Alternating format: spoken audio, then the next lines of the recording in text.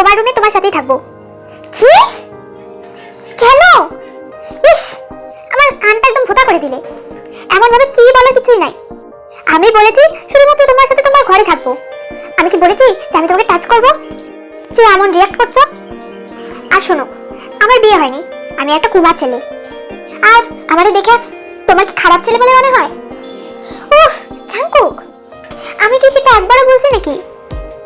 তাহলে তোমার সাথে থাকি প্লিজ। কিন্তু কেন?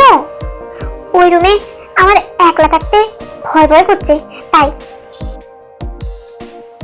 ওই ওই, চুপ করে আছো কেন? কিছু তো বলো। আচ্ছা আচ্ছা, আমার সাথেই থাকো। ওকে, থ্যাংক ইউ। এবার জাঙ্কুক রুমের এদিক ওদিক একটু ভালো করে তাকিয়ে দেখলো। চারদিকে দেখতেই তো জাঙ্কুকের মুখ আপনা আপনি হা হয়ে গেল। ওই জাঙ্কুক, হা করে আছো কেন? না মানে দেখছি। কি দেখছো? তোমার ঘরটা। কেন? এমনি।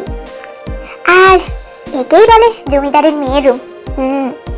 আরে তুই তোমার কোনো তুলনাই নেই। কেন? তুমি যে এত বড় ঘরের একটা মেয়ে, তোমাকে দেখে বোঝাই যায় না। আর তোমার মনটাও চলে। চলে মানে? চলে মানে ভালোই। আচ্ছা তোমাদের এত গাড়ি থাকতে তুমি বাসে করে কেন আসলে? আর তোমার বাবা তো শুনলাম বাসায় নেই, তাহলে তোমার মা কোথায়? অ্যাকচুয়ালি জাঙ্কুক, আম্মু এইসব থেকে আলাদা থাকে। কারণ এইসব জমিদারি ধন সম্পদ কোনো কিছুই আমার ভালো লাগে না। আম্মু চায় সুন্দর একটা পরিবার নিয়ে সাধারণভাবে থাকতে, যেখানে সবাই সবাইকে সময় দেবে, ভালোবাসবে। কিন্তু বাবা আম্মুর ঠিক উল্টো, সব সময় ব্যস্ত, আমাদের জন্য কোনো সময় নেই তার। এই জন্যে আম্মু আমাকে নিয়ে দূরে চলে যায়, যাতে আমি বাবার মতো না হই। ও আচ্ছা, তবে একটা জিনিস ভেবেছো? কি? তোমার বাবা আর তোমার মা দুজনই কিন্তু দুজনকে সেই ভালোবাসে। এই জন্যই এখন পর্যন্ত তারা বিয়ে থা করেনি আবার। আর যত সব আমার বাপ মা। হ্যাঁ সে ঠিক আছে, কিন্তু তোমার বাবা মার আবার কি হয়েছে? তেমন কিছু না, 2টা থেকে 4টা হয়েছে, এই আর কি। মানে? আরে বাপুরে, এটাও বোঝো না? শোনো, দুজন 2 দিকে গিয়ে আবার বিয়ে করেছে, আর মাঝখানে আমাদের দিয়ে 5 জন। ও, তোমার খুব খারাপ লাগে তাই না? আরে দূর, খারাপ লাগবে কেন? আমার তো আরো গর্ব হয়। আচ্ছা বলো তো, কোন হালা আছে আমার মতো যে বাপ মা দুজনেরই বিয়ে খাইছে? হ্যাঁ জাঙ্কুক, তুমি না অদ্ভুত। জানি। হায় হায়, কালকে তো আমি সিলেট যাবো। হ্যাঁ তো? আরে বাবা, এখন যদি না ঘুমাই আর কালকে যদি সিলেট যাই, তাহলে সারাদিন তো খালি ঘুমই ধরবে। আচ্ছা শোনো, এই হ্যাঁ বলো। তুমি বরঞ্চ নিচে ঘুমাও, আমি উপরে ঘুমাবো। আমি নিচে ঘুমাবো? হ্যাঁ, সারা জীবন তো উপরেই ঘুমাইছো, আজকে একটু নিচে ঘুমাও। কেমন? শোনো, বাপ দাদা জমিদার হলেও মাঝে মধ্যে একটু নিচে ঘুমানো লাগে, তা না হলে পাপ হয়। এখন এই নাও কম্বল, চাদর আর বালিশ, এবার যাও, এখন ঘুমাও। টাটা, বাই বাই, আবার কালকে দেখা হবে। আর শোনো, তুমি আর তোমার আম্মু সত্যি অনেক ভালো। এবার যাও যাও যাও, ঘুমিয়ে পড়ো। তারপর জাঙ্কুক আরাম করে তের বিছানার উপর গায়ে নিয়ে দেয়। আহা তে, হ্যাঁ বলো জাঙ্কুক। তোমার বিছানাটা অনেক নরম। জায়গা, কালকে আবার দেখা হবে, কেমন? Bye bye, good night. Good night.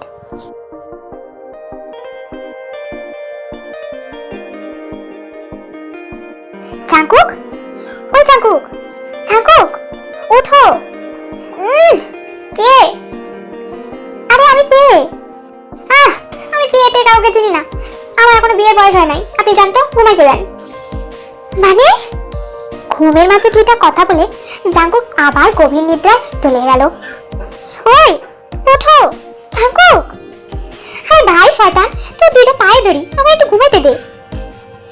আরে বাবা, কি বলছো এসব আবল তাবল? ওরে ভাই, তুই কি ভাবছস মেয়েদের কণ্ঠে কথা বললেই আমি উঠে পড়বো?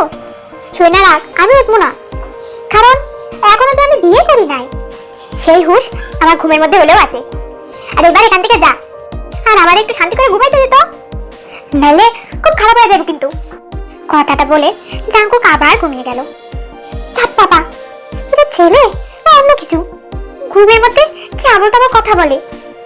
উফ, চাকে জাঙ্কুক, আমি কিন্তু শেষবারের মতো বলছি, তুমি উঠবে না তো? আরে ভাই শয়তান, যা তো। আমি উঠবো না, যা তুই যা পারিস কর, আমার একটু শান্তি করে ঘুমাইতে দে। ঠিক আছে, ঘুমাও, একটু পরে মজা দেখাইতেছি। হ্যাঁ ঠিক আছে ঠিক আছে, দেখা মজা। সিলেট যে মজা নিতে চাইছিলাম, সেটা তো আর আমার খাটাস বাপের জন্য হইব না। এবার বরঞ্চ তুই মজা দেখা। বাট ভাই, স্বপ্নের মধ্যে একটু সিলেটটারে আইনা দিস প্লিজ। এমন সময় জাঙ্কুকের চোখে মুখে ঠান্ডা জাতীয় কি জানি একটা পড়লো। জাঙ্কুক এক লাফ দিয়ে চোখ বন্ধ করে চিল্লাচ্ছে, ওরে মা গো, মরে গেলাম গো, অ্যাসিড মারছে আমার মুখে, এবার আমার কি হইব? আমার তো আর বিয়ে হইব না, আমি কার কি গতি করছি, আমার সাথে এমন কে করলো? কি ঠান্ডা লাগতেছে, মনে হয় পুড়ে যাইতেছে। ওই চুপ করে বলতেছি। হ্যাঁ হ্যাঁ, তুমি তো চুপ করতেই বলবা, পুড়তেছে তো আমার, তোমারটা পুড়তেছে না। ও মা গো, অ্যাসিড এত ঠান্ডা হয়? কি ঠান্ডা! কে রে ভাই, কি এত বড় আকামটা করলো? Jungkook, just stop this nonsense, একটা থাপ্পড় দিব তোমাকে। এই তুমি তো ড্রামাবাজ কেন? আমি তোমার মুখে ঠান্ডা পানি দিছি, বুঝলা? একটু পানির জন্য বাড়ি মাথায় তুলতেছে একদম।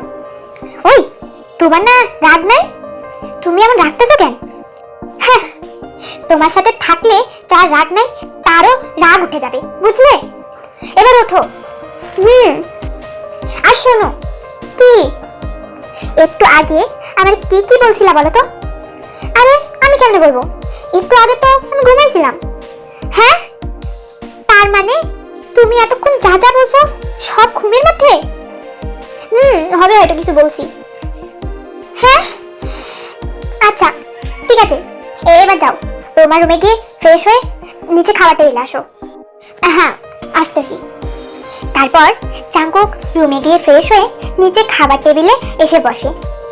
টেবিল ভর্তি খাবার, কিন্তু জাঙ্কুক ছাড়া কোনো প্রাণী আশেপাশে নাই।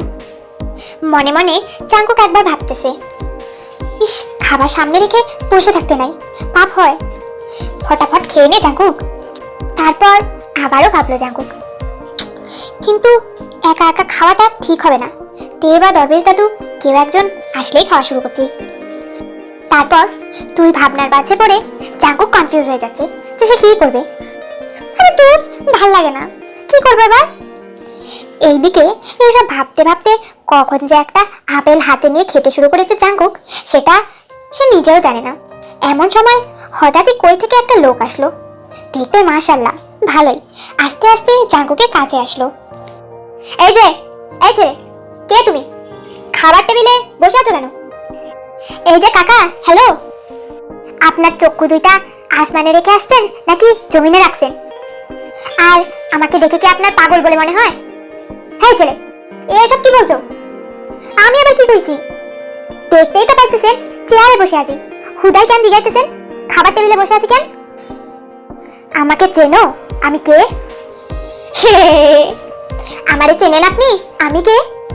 আচ্ছা তুমি কে শুনি? আপনি কে শুনি? এই বাড়িটা আমার, বুঝলেন?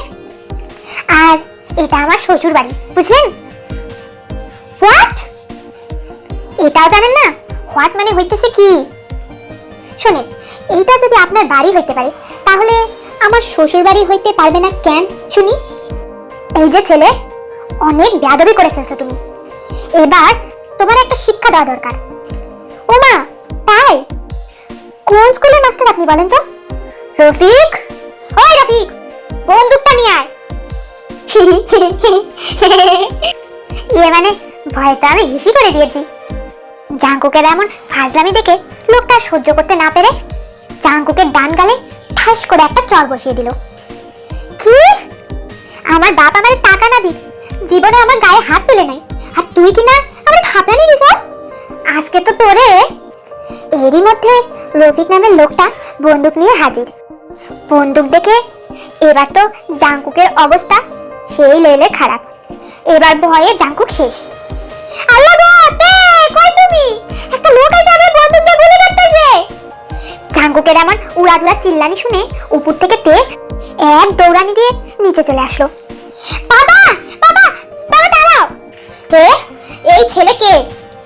বাবা ওর নাম জাঙ্কুক, কালকে বাসে আমরা দুজন একসাথে আসছি। ও খুব ভালো ছেলে, কিন্তু একটু শয়তান টাইপের।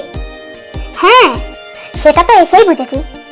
কালকে এই ছোকরা নাকি বাবার সাথে খুব শয়তানি করছে, আর বাবাকে নাকি দরবেশ জিন এইসব বলছে। সরি সরি বাবা।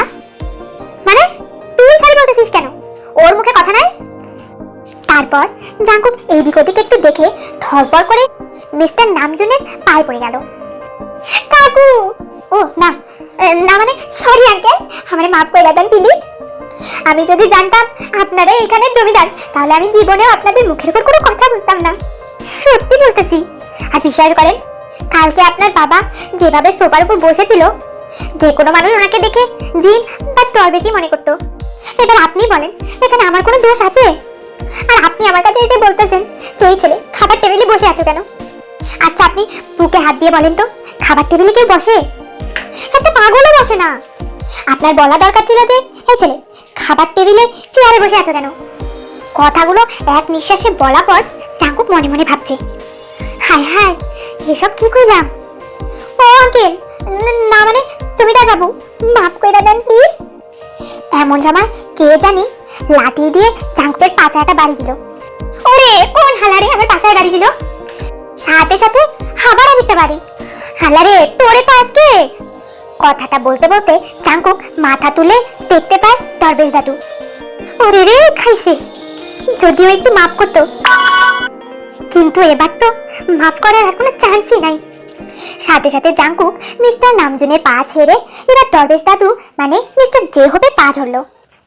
দরবেশ দাদু গো, না মানে জমিদার দাদু গো, আমি না আপনারে একটুও দেখি নাই, মাফ করে দেন। আমার যদি পাশায় চোখ থাকতো, বিশ্বাস করেন আমি জীবনেও আপনার হালা কইতাম না। মাফ করে দেন দাদু। অনেক কষ্ট করে আবার টাকা চুরি করে সিলেট যাইতেছি, এখন যদি মাইরা ফেলান আমি তো মইরাও শান্তি পাবো না। মাফ করে দেন না।